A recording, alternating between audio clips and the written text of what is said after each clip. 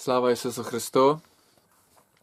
Ніщо так не відволікає людську свідомість від ворога тут значені Бога, як непевність і тривога. Він хоче, щоб люди зосереджувались на тому, що вони роблять. А перед нами стоїть завдання зосереджувати їхні думки на тому, що з ними станеться. Це дуже важка, особливо зараз, тема. Зосереджуватися на тому, що я роблю, а не на тому, що може статися в тих чи інших обставинах.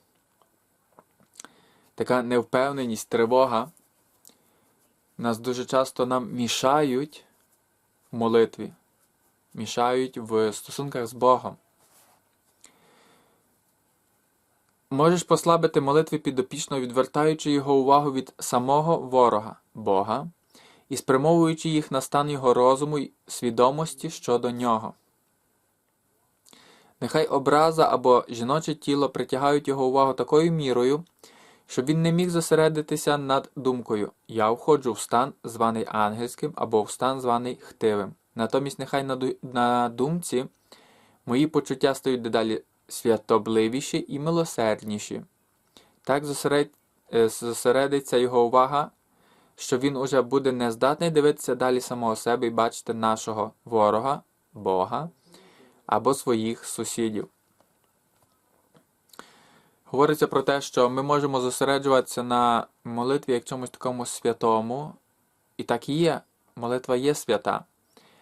Але можемо не входити в молитовний стан, а просто перебувати на молитві, не бачачи на цій молитві Бога, не бачачи на цій молитві своїх сусідів, знайомих. Молитва може бути теж проханням за когось.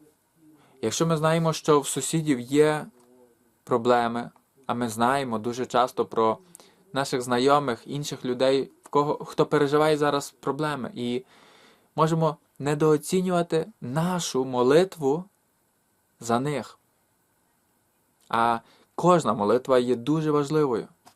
Тому якщо ти знаєш когось, хто зараз переживає щось, біль, втрату, хто переживає зараз самотність, руїну, то помолись за нього.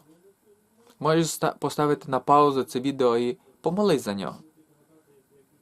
Можеш прийняти намірення відкинути якусь свою радість в наміренні за ту людину. Якусь свою залежність, боротьбу з нею пожертвувати в наміренні цієї людини. І старатися боротися разом. Можливо, і твій сусід, чи сусідка, чи чоловік, чи дружина, чи діти навіть не будуть знати про це. І так і найкраще, щоб не знали. Бо ми не робимо щось задля того, щоб люди нас похвалили, як робили це фарисеї, які вдягалися пишно, які на перехрестях молилися. Ми це не робимо для того. Ми робимо для того, щоб допомогти людині. Ми молимося таємно за когось, щоб допомогти, щоб Божа рука була з ними, Божий захист, допомога, підтримка. Бо часто ми мало що можемо допомогти самі. Але Бог є всемогутній, Він може. І що важливо, Він хоче допомогти. Міфічну ненависть, спрямовану проти уявних козлів відпущення. Він ніколи не зустрічався з цими людьми в реальному житті. Вони для нього невиразні постаті, уявлення, про які сформулювалося на основі газетних статей. Треба вміло спрямовувати злобу на його близьких сусідів, яких він бачить щодня, а зачливість переносити на віддалені об'єкти, на тих людей, яких він не знає. Таким чином злоба стає цілком реальною, а зачливість великою мірою уявною.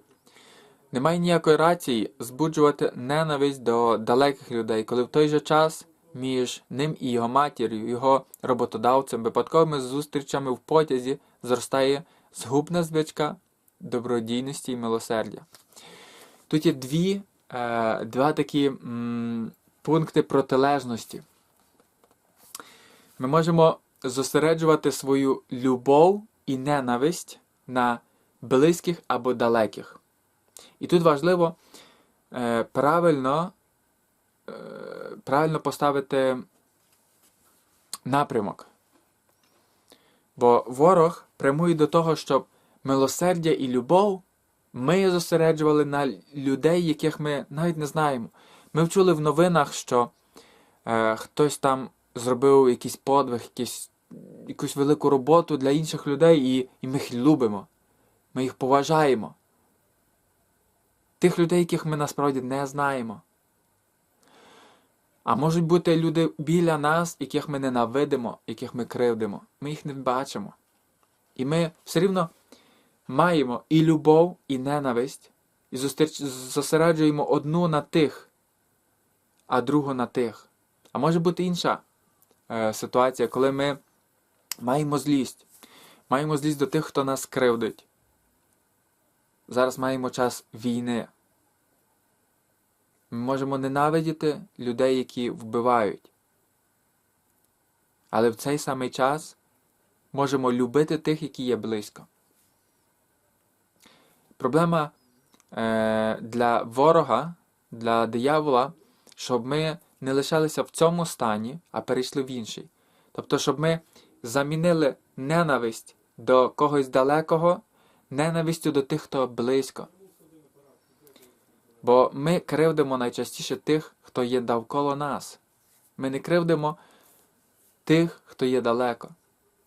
І так само ми любимо тих, хто є біля нас. Хто є біля нас.